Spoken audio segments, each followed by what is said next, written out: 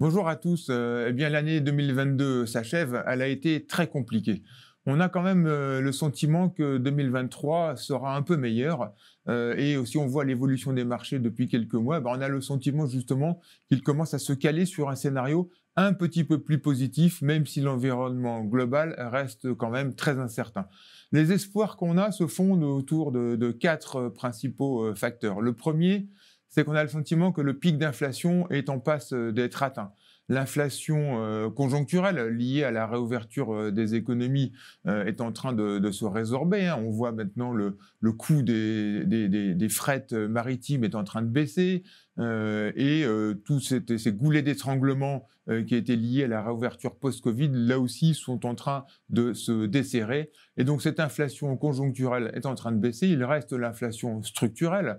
Et là, on voit que les banques centrales ont bien conscience de ce problème et qu'elles veulent éviter justement une spirale inflationniste plus pérenne. Et donc, on a des politiques monétaires qui ont été très dures, hein, avec des remontées des taux très rapides, notamment aux États-Unis.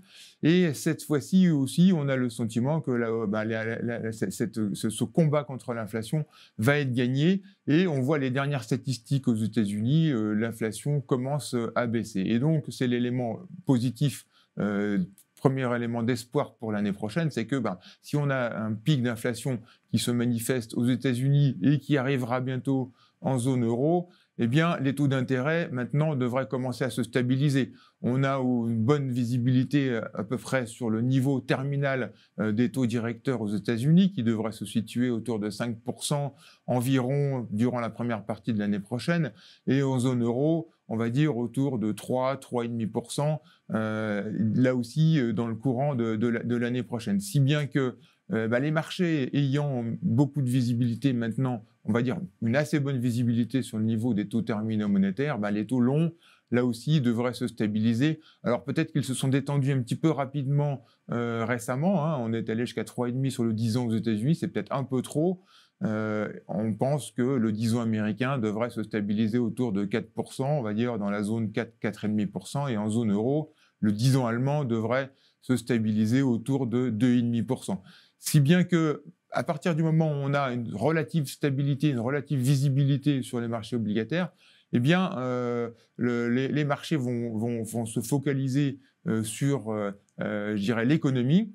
Et de ce point de vue-là, on a là aussi le sentiment que la récession, elle est vraiment artificielle, hein. Elle a été créée par les banques centrales et qu'elle ne sera pas très profonde. Et qu'à partir de la mi-2023, on va se focaliser, on va commencer à anticiper une reprise qui aura lieu en 2024. Et c'est pour ça que les marchés actions, comme ils ont déjà beaucoup baissé et que les valorisations sont relativement raisonnables, eh bien, après une première partie de l'année peut-être assez volatile, là aussi, les investisseurs vont commencer à regarder des révisions de bénéfices qui vont être plutôt à la hausse à partir de la mi-année de 2023.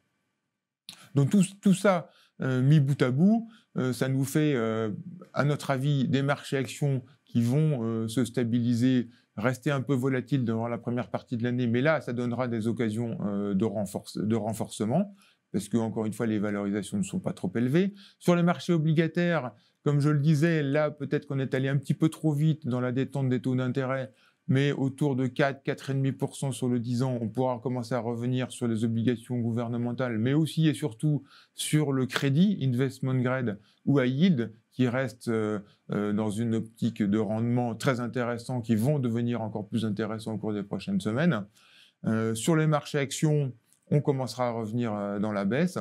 Il reste une grande inconnue, hein, qui nous a perturbé beaucoup au cours de cette année 2022, c'est le contexte géopolitique international qui a été extrêmement tendu.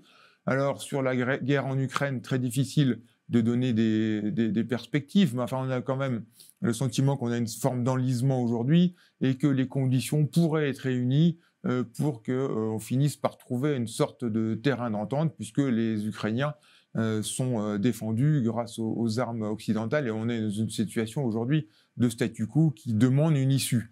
Et puis en ce qui concerne l'autre grand sujet géopolitique qui inquiète beaucoup, c'est les relations entre la Chine et les États-Unis. Alors sur le long terme, on a bien compris que ces deux pays étaient en conflit structurel, mais à court terme, la Chine va être concentrée sur la relance de son économie, maintenant que le président Xi a sécurisé un troisième mandat, voire peut-être même une présidence dans sa vie. Aujourd'hui, il n'est pas pressé pour, je dirais, concrétiser ses velléités de rapprochement avec Taïwan, et que l'année 2023 sera une année en Chine de relance économique. Et là aussi, ça aidera à la relance économique dans le monde. Et du point de vue géopolitique, on pourrait avoir une année justement d'apaisement de ces tensions. Merci à tous, joyeuses fêtes et bonne année 2023.